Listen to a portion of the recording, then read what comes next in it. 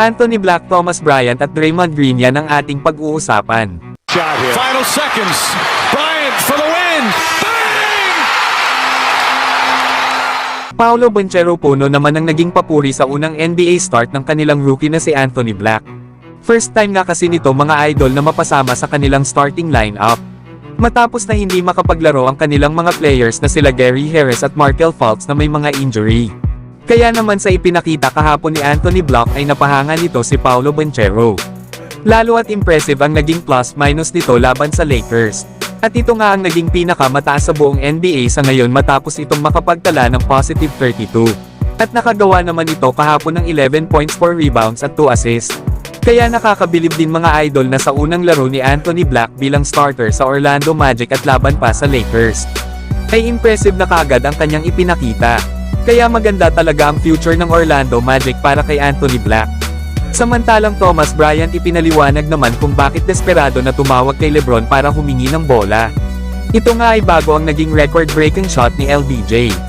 Ayon pa kay Thomas Bryant, hindi niya nga daw napansin na yun na daw pala ang tira na yun. Lalo at sinabihan pa daw siya ni LeBron na kung makikita nga daw siya nito sa may wing at merong mas maliit na defender habang nakaposte ito, ay agad daw itong tumawag sa kanya ng bola. At yun nga daw ang ginawa ni Thomas Bryant ang gawin ang sinabi ni LeBron. Pero nagulat na nga lang daw ito nang tumire si LeBron lalo at pagtingin niya daw sa paligid ay nakatutok na lahat ng kamera. Nabigla na nga lang daw naglabasan ang mga ito. Lalo at akala pa daw ni Thomas Bryant na 6 points pa ang kailangan ni LeBron para ma-break ang record ni Kareem Abdul-Jabbar. Pero ang sumunod na daw na nangyari ay itinaas na ni LeBron ang kanyang kamay na yun daw talaga mga idol ang tunay na nangyari. Na makikita na nga natin na nagse-celebrate na ang lahat dahil sa pagiging NBA all-time leading scorer na ni LeBron. Kaya hindi pala totoo mga idol na nagalit si Thomas Bryant nang hindi ito mapasahan ni LeBron ng bola ng mga oras na yon. Sa halip ay nagulat pa ito lalo at hindi alam ni Thomas Bryant na yun na pala ang tira na makaka-break ng scoring record ni Kareem Abdul-Jabbar. Sa ngayon ay nasa Miami Heat na naglalaro itong si Thomas Bryant matapos itong manalo last season sa Denver Nuggets. Kaya napaganda pa nga ang naging desisyon ni Thomas Bryant na mag-request ng trade sa Lakers. Lalo at agad naman itong nanalo ng NBA title kasama ng Denver Nuggets bago ito lumipat sa Miami Heat.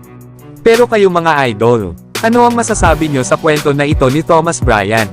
At para naman sa huling balita natin mga idol, Draymond Green natikman na ang kanyang sariling mga dirty play na pinaggagawa noon. Ito ay matapos din tamaan si Draymond Green sa kanyang masilang parte ng katawan. Nang hindi sinasadyang masipa ito ni Jarrett Allen sa pag-aagawan nila ng pagkuha ng rebound. Pero ang good news nga ay nagawa pa ni Draymond na makabalik sa laro at matapos ito.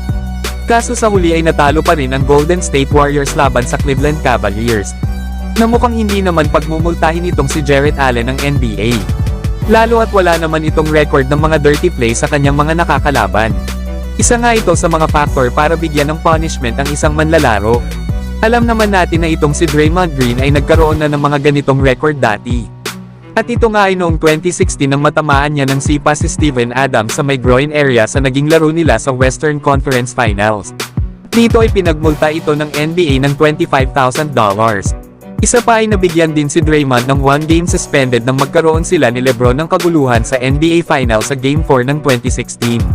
Pero kayo mga idol, ano ang masasabi nyo sa pagkakasipa ni Jarrett Allen sa masilang bahagi ni Draymond Green? So hanggang dito na lang tayo mga idol. At huwag nyo naman kalimutan mag-subscribe bilang pagsuporta.